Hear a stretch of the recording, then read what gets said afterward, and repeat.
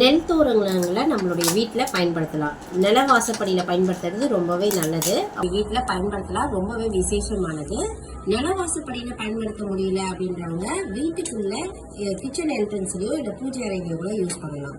இது ஆக்சுவலாக எதுக்காக நம்ம நெல் தோரணம் பயன்படுத்துகிறோம் அப்படின்னா, ஒரு நேச்சுரல் ஐட்டங்கள்லயே நெல்லுக்கு மட்டும்தான் தோஷங்களை நிவர்த்தி செய்யக்கூடிய எனர்ஜி இருக்கு அப்படின்னு சொல்லுவாங்க. ஸோ ஒரு நெகட்டிவ் வைப்ஸை பாசிட்டிவா மாற்றி கொடுக்கக்கூடிய தன்மை வந்து நெல்லுக்கு உண்டு. பெருசா நம்ம இந்த யாகங்கள் வளர்க்கும் பொழுது, அப்புறம் இந்த வாசக்கெல்லாம் பதிக்கும் பொழுது நவதானியங்கள் கூட சேர்ந்து நெல்லுமே போடுவாங்க. அதுதான் நம்மளுடைய ஐதீகமா நம்மளுடைய முன்னோர்கள் காலத்திலேருந்து நம்ம பயன்படுத்தக்கூடிய ஒரு முறையிலே சொல்லுவாங்க. ஸோ இந்த நெல் தோரணம் வந்து நம்மளோட அலங்கா ஷாப்ல வந்து ஸ்பெஷலா கிடைக்கும். எதுக்காகனா, இது செய்யற ஆட்கள் வந்து இதுக்குன்னு விளையக்கூடிய நெல்லை இந்த பர்டிகுலரா தோரணங்களுக்காக, கோவில்களுக்காக, வீடுகளுக்காக மட்டுமே பயன்படுத்துறதுக்காக நமக்கு கொடுப்பாங்க. நான் கிட்டத்தட்ட ஒரு 15-16 வருஷமா இந்த ப்ராடக்ட் சேல்ஸ் பண்றேன். இந்த நெல் தோரணத்தை உங்களுடைய வீட்டுல பூஜை அறையில வச்சு உங்களுடைய குலதெய்வத்தையோ இஷ்ட தெய்வத்தையோ வணங்கிட்டு அதுக்கப்புறமா தான் எடுத்து நம்மளுடைய நிலவாசப்படியில போடணும். வெளியில இருந்து வீட்டுக்குள்ள என்டர் ஆகக்கூடிய எல்லா துர்சக்திகளும் அதுல நிவர்த்தி ஆகும் அப்படிங்கிற ஒரு ஐதீகம் உண்டு.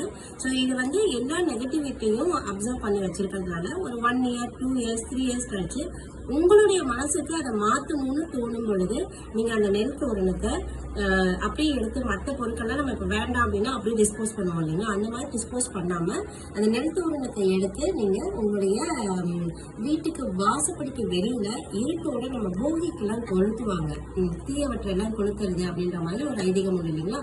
அந்த மாதிரி இருட்டோட வச்சு வெளி வாசப்படியில எரிச்சிடணும். அப்படி இல்லைன்னா நீங்க வந்து அந்த நெல் தோரணத்தை அப்படியே ஒரு சின்னதா ஒரு கவர்ல கட்டி ஓடக்கூடிய ஆறு, ரிவர்ல, அப்புறம் இந்த கடல் பகுதிகளில் நீங்க அதை சமர்ப்பிச்சிடணும். ஸோ நீராதாரத்தோட அது கரையணும், இல்லைன்னா காத்தோட கரையணும். அந்த மாதிரி அதை டிஸ்போஸ் பண்ணிட்டு தான் நீங்க புதுசு வாங்கி போடுற மாதிரி இருக்கும். ஸோ இதுக்கு நிறைய ஐதீகங்கள் உண்டு, நிறைய ஃபேன்சியா யூஸ் பண்றாங்க அப்படிங்கறதெல்லாம் தாண்டி நெல் தோரணத்தை பயன்படுத்துறவங்க இதுக்கான வைப்ரேஷன் ரொம்பவே நல்லா இருக்கும் அப்படின்னு சொல்லுவாங்க.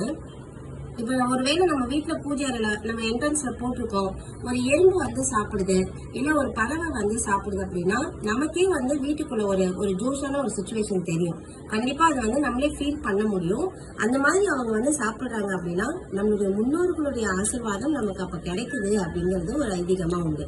ஸோ இதெல்லாமே அடக்குனதுதான் இந்த நெல் தோரணம். ஃபேன்சியா இல்லாம ஸ்பிரிச்சுவலான ப்ராடக்ட்ல நம்ம ஷாப்ல கிடைக்கக்கூடிய ஸ்பெஷலான கலெக்ஷன்ஸ் தான் இந்த நெல் தோரணம். ஸோ இதில் எதுவெல்லாம் நீங்க பயன்படுத்தினீங்கன்னா எங்களுக்குமே ஹாப்பியா இருக்கும். நீங்க வாங்கிட்டு போற உங்களுக்கு நீங்க ஃபீல் பண்ற அந்த விதம் வந்து எங்களுக்கான பேக் சப்போர்ட்டா இருக்கும்ன்றது எங்களோட நம்பிக்கை.